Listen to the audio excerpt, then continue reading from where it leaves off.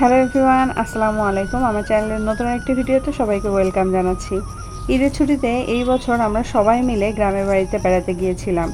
গ্রামের শান্ত পরিবেশ, সবুজ প্রকৃতি আর গাছপালায় ভরা পরিবেশ সব মিলিয়ে মনটা একেবারে ভালো হয়ে যায়। আজ আপনাদেরকে দেখাবো আমাদের গ্রামের বাড়িতেই বেড়ে ওঠা কয়েকটি বাতাবি লেবু গাছ। অনেকে এই বাতাবি লেবুকে জাম্বুরাও বলে থাকেন। আমাদের বাড়ির সামনে আর পেছনে মিলিয়ে মোট ৩ থেকে ৪টি বাতাবি লেবুর গাছ আছে। আর আলহামদুলিল্লাহ প্রতি বছরই গাছগুলোতে প্রচুর পরিমাণে লেবু ধরে।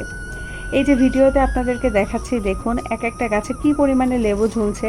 এটা বাড়ির সামনের সাইডের বাতাবি লেবু গাছ। একটু পরে আপনাদেরকে ভিডিওতে বাড়ির পেছন সাইডের লেবু গাছও দেখাবো। সত্যিই আল্লাহর কি অপূর্ব নিয়ামত, মাশাআল্লাহ। বাতাবি লেবু শুধু সুস্বাদুই নয়, এটি কিন্তু খুব পুষ্টিকর একটি ফল। এতে প্রচুর পরিমাণে ভিটামিন সি রয়েছে। এছাড়া রয়েছে ফাইবার বা আঁশ, যা হজম ভালো রাখতে সহায়ক। এছাড়া বাতাবি লেবুতে রয়েছে প্রচুর পরিমাণে অ্যান্টিঅক্সিডেন্ট, যা শরীরের কোষকে সুরক্ষা দেয়, ত্বক সতেজ রাখে। গরমের দিনে এই ফল শরীরকে অনেকটা সতেজ অনুভব করায় এবং পানিশূন্যতা কমাতেও সহায়ক ভূমিকা পালন করে। গাছে এত ফল ধরে থাকলেও গ্রামের বাড়িতে এইসব ফল খাওয়ার কোনো মানুষ নেই। এখন গ্রামের বাড়িতে তেমন কেউই থাকে না। আমরা যখন বেড়াতে যাই তখন যদি সিজন থাকে এই ফলের, তাহলে গাছ থেকে একটি দুইটি পেড়ে খাওয়া হয়। যেমন এমন সময় গ্রামে গিয়েছি যে ফলগুলো পরিপক্কই হয়নি, তাই সেরকম লেবু মাখা করে খেতে পারিনি। এখন আপনাদেরকে বাসার পেছন সাইডে যে লেবু গাছটা আছে সেটা দেখাচ্ছি। দেখুন এই গাছেও আলহামদুলিল্লাহ কত বেশি পরিমাণে লেবু ধরে আছে। গ্রামে এগুলো সহজলভ্য ফল বলেই হয়তো গ্রামের মানুষকে তেমন খেতে দেখি না।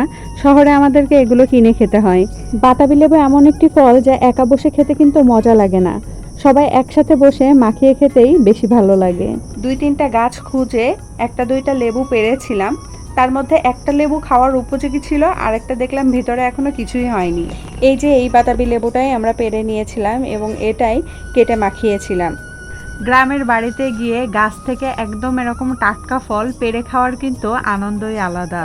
এই যে দেখুন একটা লেবু আমরা গাছ থেকে পেড়েছিলাম, যেটা মনে হয়েছিল পরিপক্ক।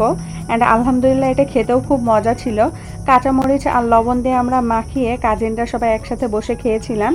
আহা কি দারুণ টক মিষ্টি স্বাদ ছিল। আমার কাছে এভাবে বাতাবি লেবু মাখিয়ে খেতে ভীষণ ভালো লাগে।